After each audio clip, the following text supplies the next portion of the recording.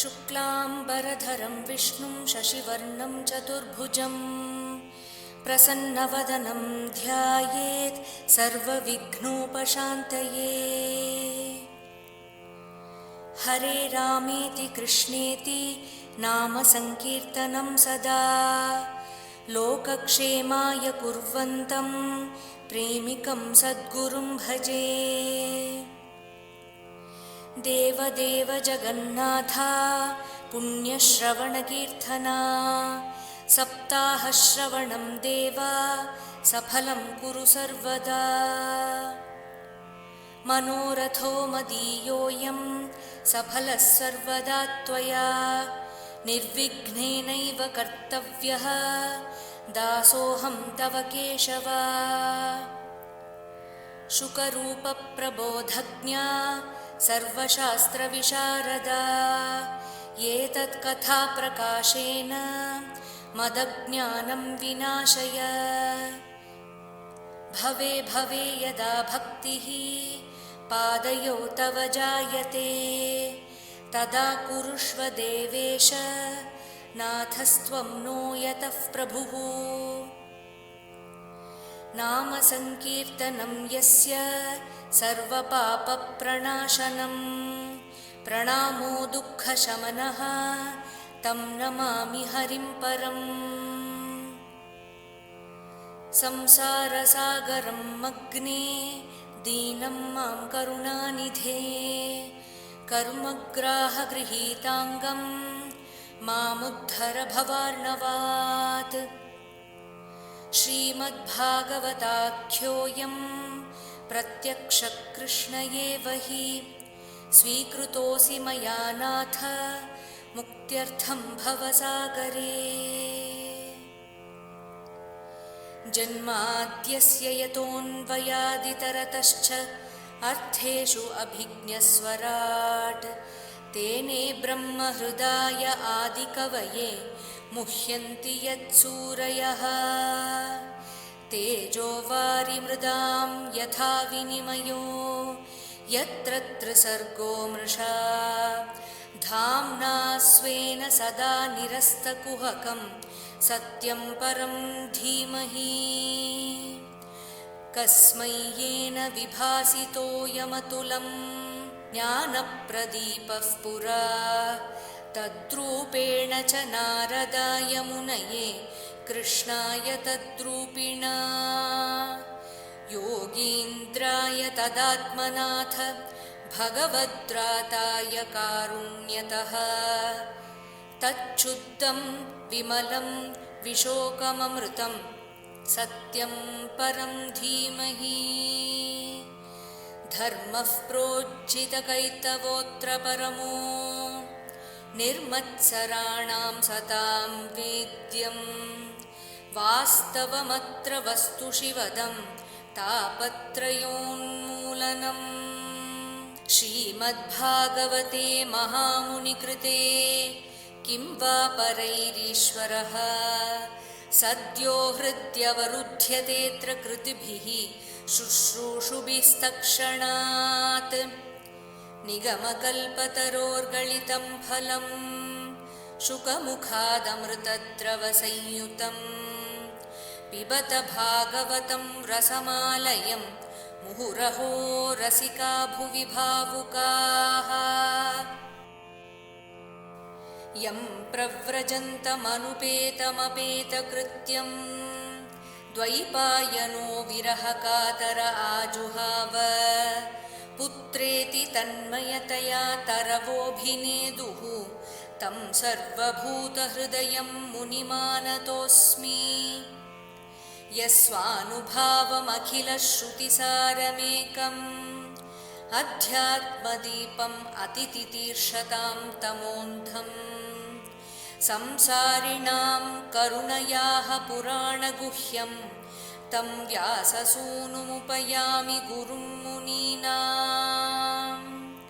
सच्चिदानन्दरूपाय विश्वोत्पत्त्यादिहेतवे तापत्रयविनाशाय श्रीकृष्णाय वयं नुमः।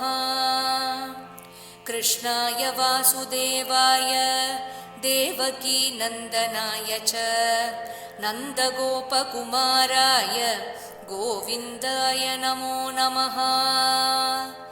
कृष्णाय वासुदेवाय हरये परमात्मने प्रणतक्लेशनाशाय गोविन्दाय नमो नमः। नमः पङ्कजनाभाय नमः पङ्कजमालिने नमः पङ्कजनेत्राय नमस्ते पङ्कजाङ्घ्रये।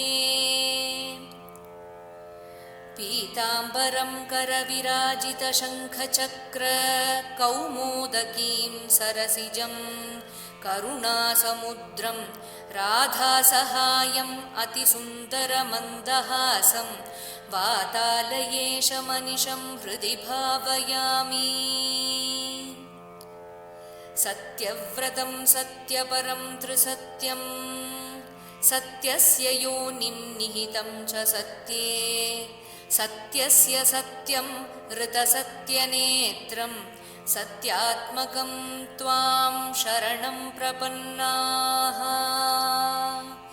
सर्वत्र गोविन्दनामसङ्कीर्तनं गोविन्द गोविन्द।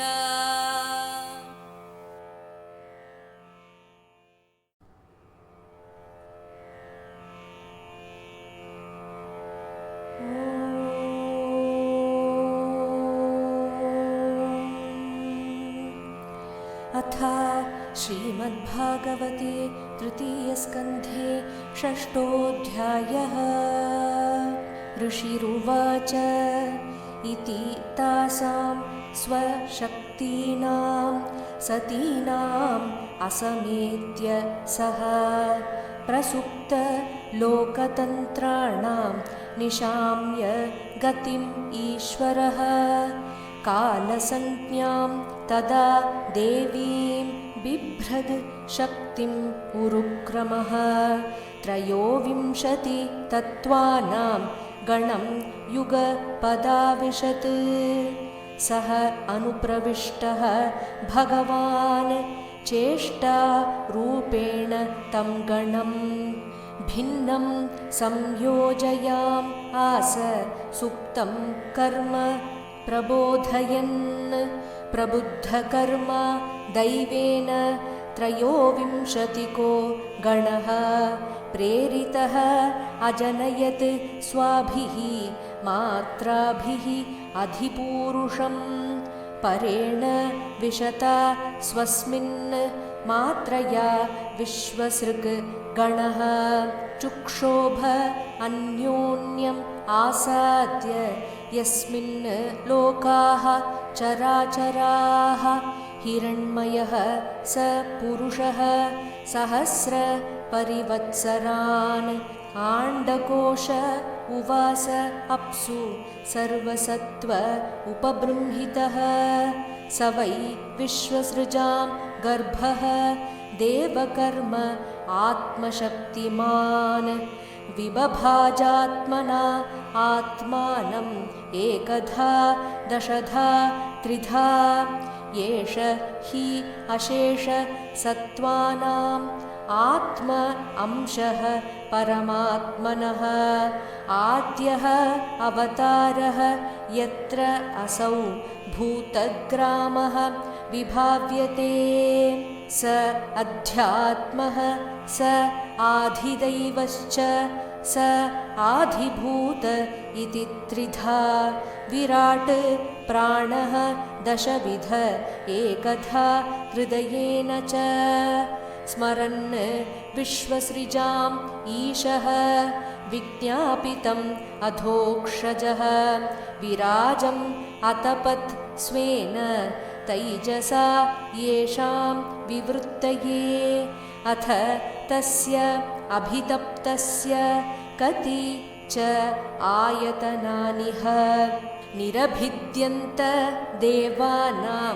तानि मे गदतः शृणु तस्य अग्निः आस्यं निर्भिन्नं लोकपालः अविशत्पदम् वाचा स्व अंशेन वक्तव्यं यया असौ प्रतिपद्यते निर्भिन्नं ताळु वरुणो लोकपालः अविशद् हरेः जिह्वया अंशेन च रसं यया असौ प्रतिपद्यते निर्भिन्ने अश्विनौ नासे विष्णोः आविशतां पदं घ्राणेन अंशेन गन्धस्य प्रतिपत्तिः यतो भवेत् निर्भिन्ने अक्षिणी त्वष्टा लोकपालः अविशद् विभोः चक्षुषा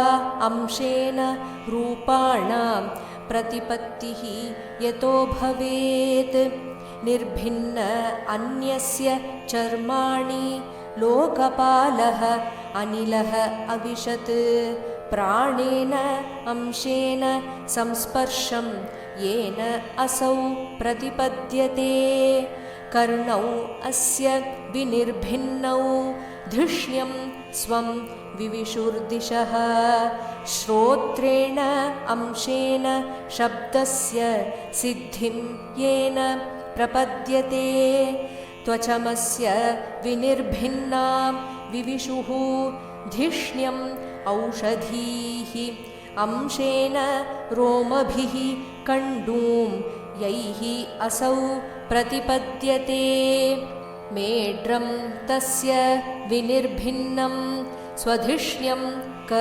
उपाविशत् रेतस अंशेन येनासौ आनन्दं प्रतिपद्यते गुदं पुंसः विनिर्भिन्नं मित्रो लोकेश आविशत् पायुना अंशेन येनासौ विसर्गं प्रतिपद्यते पादौ अस्य विनिर्भिन्नौ लोकेशः विष्णुः आविशत् गत्या स्वांशेन पुरुषो यया प्राप्यं प्रपद्यते बुद्धिं च अस्य विनिर्भिन्नां वागीशः धिष्ण्यम् आविशत् बोधेन अंशेन बोद्धव्य प्रतिपत्तिः यतो भवेत् हृदयं च अस्य निर्भिन्नं चन्द्रमा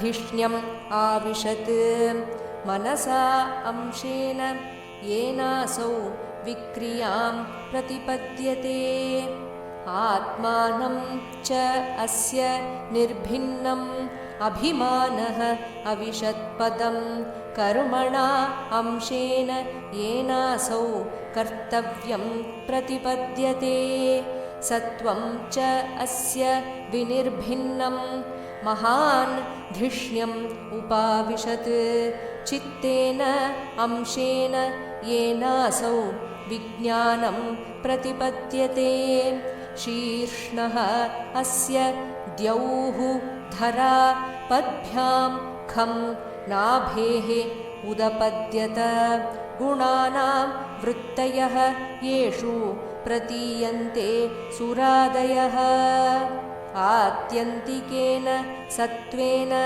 दिवं देवाः प्रपेदिरे धरां रजः स्वभावेन पणयः ये च ताननु तार्तीयेन स्वभावेन भगवत् नाभिम् आश्रिताः उभयोः अन्तरं व्योम ये रुद्रपार्षदां गणाः मुखतः अवर्तत ब्रह्म पुरुषस्य कुरुद्वः यः तु उन्मुखत्वाद् वर्णानां मुख्यः अभूत् ब्राह्मणः गुरुः बाहुभ्यः अवर्तत क्षत्रं क्षत्रियः तद् अनुव्रतः यः जातः त्रायते वर्णान् पौरुषः कण्टकक्षतात् विषः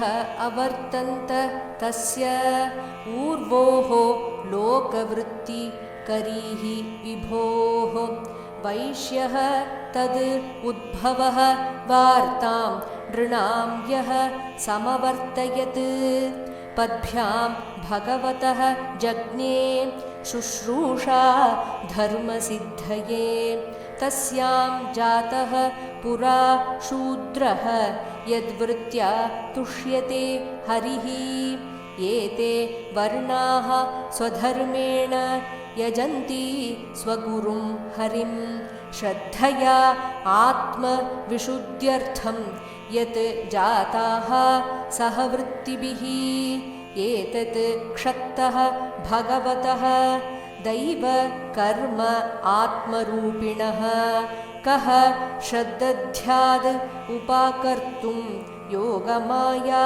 बलोदयम् अथापि कीर्तयामि अङ्गं यथा मति यथा श्रुतं कीर्तिं हरेः स्वां सत्कर्तुं गिरम् अन्य अभिधा सतीम् एकान्तलाभं वचसः नु पुंसां सुश्लोकमौळेः गुणवादम् आहुः श्रुतेः च विद्वद्भिः उपाकृतायां कथा सुधायाम् उपसंप्रयोगम् आत्मनः अवसितः वत्स महिमा कविना आदिना संवत्सर सहस्र अन्ते धिया योग विपक्वया अतः भगवतः माया मायिनाम् अपि मोहिनी यत् स्वयं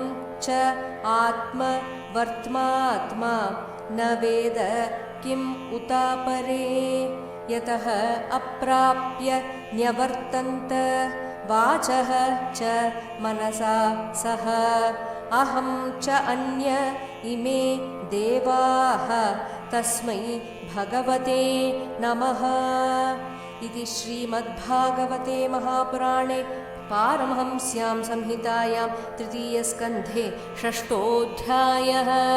श्रीहरये नमः श्रीहरये नमः श्रीहरये नमः। सर्वत्र गोविन्दनामसङ्कीर्तनं गोविन्द गोविन्द।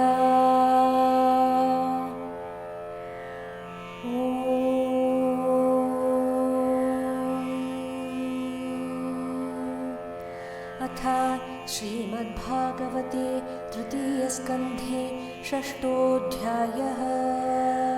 ऋषिरुवाच इति तासां स्वशक्तीनां सतीनामसमेत्य सः प्रसुप्तलोकतन्त्राणां निशाम्य गतिमीश्वरः कालसंज्ञां तदा देवीं बिभ्रच्छक्तिमुरुक्रमः त्रयोविंशतितत्त्वानां गणं युगपदाविशत् सोऽनुप्रविष्टो भगवांश्चेष्टारूपेण तं गणं भिन्नं संयोजयामास सुप्तं कर्म प्रबोधयन् प्रबुद्धकर्मा दैवेन त्रयोविंशतिको गणः प्रेरितो जनयत्स्वाभिर्मात्राभिः अधिपूरुषं परेण विशत स्वस्मिन्मात्रया विश्वसृग्गणः चुक्षोभान्योन्यमासाद्य यस्मिन् लोकाश्चराचराः हिरण्मयः स पुरुषः सहस्रपरिवत्सरान् आण्डकोश उवासाप्सु सर्वसत्त्वोपबृंहितः स वै विश्वसृजां गर्भो देवकर्मात्मशक्तिमान् विबभाजात्मनात्मानं मेकधा दशधा त्रिधा एष ह्येष सत्त्वानाम् आत्मांशः परमात्मनः आद्योऽवतारो यत्रासौ भूतग्रामो विभाव्यते साध्यात्मः साधिदैवश्च साधिभूत इति त्रिधा विराट् प्राणो दशविध एकधा हृदयेन च स्मरन् विश्वसृजामीशो विज्ञापितमधोक्षजः विराजमतपत्स्वेन तेजसैषां विवृत्तये अथ तस्याभितप्तस्य कति चायतनानिह निरभित्यन्तदेवानां तानि मे गदतः शृणु तस्याग्निरास्यं निर्भिन्नं लोकपालो विशत्पदं वाचा स्वांशेन वक्तव्यं ययासौ प्रतिपद्यते निर्भिन्नं ताळुवरुणो लोकपालो विशद्धरेः जिह्वयांशेन चरसं ययासौ प्रतिपद्यते निर्भिन्ने अश्विनौ नासे विष्णोराविशतां पदं घ्राणेनांशेन गन्धस्य प्रतिपत्तिर्यतो भवेत् निर्भिन्ने अक्षिणी त्वष्टा लोकपालो विशद्विभोः चक्षुषांशेन रूपाणां प्रतिपत्तिर्यतो भवेत् निर्भिन्नान्यस्य चर्माणि लोकपालो नीलो विशत् प्राणेनांशेन संस्पर्शं येनासौ प्रतिपद्यते कर्णावस्य विनिर्भिन्नौ धिष्ण्यं स्वं विविशुर्दिशः श्रोत्रेणांशेन शब्दस्य सिद्धिं येन प्रपद्यते त्वचमस्य विनिर्भिन्नां विविशुर्धिष्ण्यमोषधीः अंशेन रोमभिः कण्डूं यैरसौ प्रतिपद्यते मेढ्रं तस्य विनिर्भिन्नं स्वधिष्ण्यं क उपाविशत् रेतसांशेन येनासावानन्दं प्रतिपद्यते गुदं पुंसो विनिर्भिन्नं मित्रो लोकेश आविशत् पायुनांशेन येनासौ विसर्गं प्रतिपद्यते हस्तावस्य विनिर्भिन्नाविन्द्रस्वर्पतिराविशत् वार्तयांशेन पुरुषो यया वृत्तिं प्रपद्यते पादावस्य विनिर्भिन्नौ लोकेशो विष्णुराविशत् गत्या स्वांशेन पुरुषो यया प्राप्यं प्रपद्यते बुद्धिं चास्य विनिर्भिन्नां वागीशो धिष्ण्यमाविशत् बोधेनांशेन बोद्धव्य प्रतिपत्तिर्यतो भवेत् हृदयं चास्य निर्भिन्नं चन्द्रमाधिष्ण्यमाविशत् मनसांशेन येनासौ विक्रियां प्रतिपद्यते आत्मानं चास्य निर्भिन्नम् अभिमानो विशत्पदं कर्मणांशेन येनासौ कर्तव्यं प्रतिपद्यते सत्वं चास्य विनिर्भिन्नं महान्धिष्ण्यमुपाविशत् चित्तेनांशेन येनासौ विज्ञानं प्रतिपद्यते शीर्ष्णोऽस्य द्यौर्धरापद्भ्यां खं नाभेरुदपद्यत गुणानां वृत्तयो येषु प्रतीयन्ते सुरादयः आत्यन्तिकेन सत्त्वेन दिवं देवाः प्रपेदिरे धरां रजस्वभावेन पणयो ये च ताननु तार्तीयेन स्वभावेन भगवन्नाभिमाश्रिताः उभयोरन्तरं व्योम ये रुद्रपार्षदां गणाः मुखतो वर्तत ब्रह्म पुरुषस्य कुरुद्वः यस्तून्मुखत्वाद्वर्णानां मुख्यो भूद्ब्राह्मणो गुरुः बाहुभ्यो वर्तत क्षत्रं क्षत्रियस्तदनुव्रतः यो जातस्त्रायते वर्णान् पौरुषकण्टकक्षतात् विशो वर्तन्त तस्योर्वोर्लोकवृत्तिकरीर्विभोः वैश्यस्तदुद्भवो वार्तां नृणां यः समवर्तयत् पद्भ्यां भगवतो जज्ञे शुश्रूषा धर्मसिद्धये तस्यां जातः पुरा शूद्रो यद्वृत्त्या तुष्यते हरिः एते वर्णा स्वधर्मेण यजन्ति स्वगुरुं हरिं श्रद्धया आत्मविशुद्ध्यर्थं यज्जाताः सह वृत्तिभिः एतत्क्षत्तर्भगवतो दैवकर्मात्मरूपिणः कः श्रद्दध्यादुपाकर्तुं योगमायाबलोदयम् अथापि कीर्तयाम्यङ्ग यथामति यथा श्रुतं कीर्तिं हरे स्वां सत्कर्तुं गिरमन्याभिदासतीम्